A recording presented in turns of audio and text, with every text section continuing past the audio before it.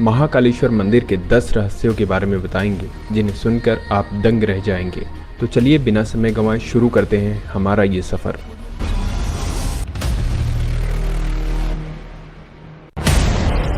महाकाल नाम का रहस्य। आमतौर पर माना जाता है कि महाकाल का संबंध केवल मृत्यु से है, परंतु ये पूरा सच नहीं है। काल के दो अर्थ होते हैं, एक समय और दूसरा मृत्यु। काल को महाकाल इसलिए भी कहा जाता है क्योंकि प्राचीन समय में यहीं से पूर्ण विश्व का मानक समय निर्धारित होता था, इसलिए इस ज्योतिर्लिंग का नाम महाकालेश्वर रखा गया।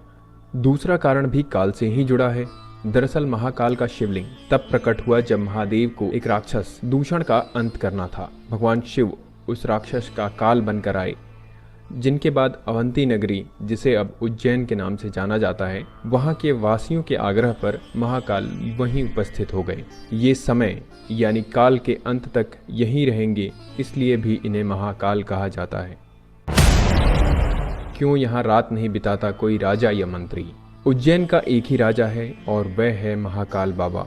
विक्रमादित्य के शासन के बाद यहाँ कोई भी राजा रात में नहीं रुक सकता। जिसने भी यह दुस्साहस किया वह संकटों से घिरकर मारा गया। पौराणिक कथा और सिंहासन बत्तीसी की कथा के अनुसार राजा भोज के काल से ही यहाँ कोई राजा नहीं रुक सकता है। वर्तमान में भी कोई राजा या मुख्यमंत्री या प्रधानमंत्री यहाँ रात में नहीं रुक सकता। इससे जुड़े कई उदाहरण भी प्रसिद्ध हैं, जिनके बारे में आपको जानकर आश्चर्य होगा। एक बार देश के चौथे प्रधानमंत्री मोरारजी देसाई भी जब मंदिर के दर्शन करने के बाद रात में यहाँ रुके थे तो उनकी सरकार अगले ही दिन गिर गई थी।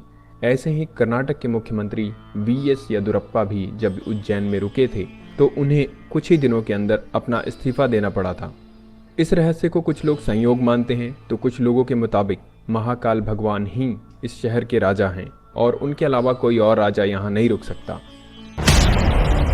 महाकाल की भस्म आरती का रहस्य। जितना प्राचीन भगवान महाकाल का मंदिर है, उतना ही रहस्य में यहाँ होने वाली भस्म आरती भी है। प्राचीन काल में राजा चंद्रसेन शिव के बहुत बड़े उपासक माने जाते थे।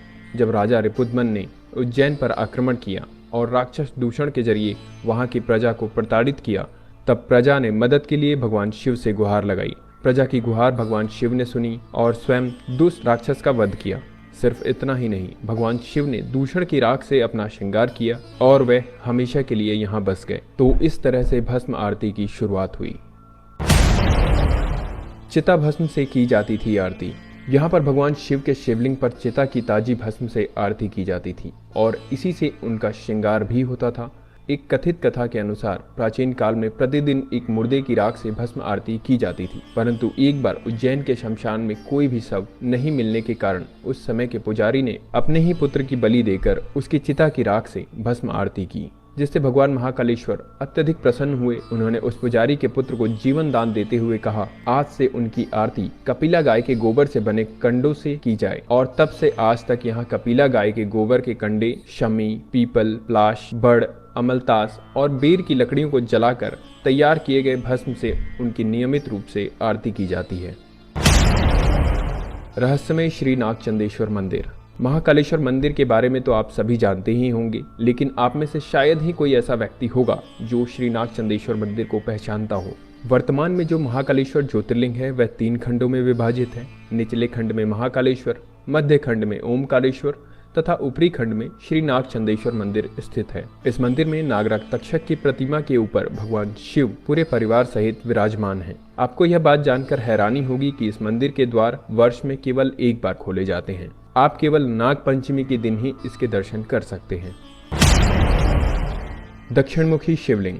इस समय पूरे संसार के सभी शिव मंदिरों के स्थापित शिवलिंग और अन्य ज्योतिर्लिंग की जलाधारी उत्तर दिशा की ओर है, किंतु महाकालेश्वर ही एक ऐसा ज्योतिर्लिंग है जिसकी जलाधारी दक्षिण दिशा की ओर है, इसलिए इन्हें दक्षिण मुख्य महाकाल के नाम से भी जाना जाता है।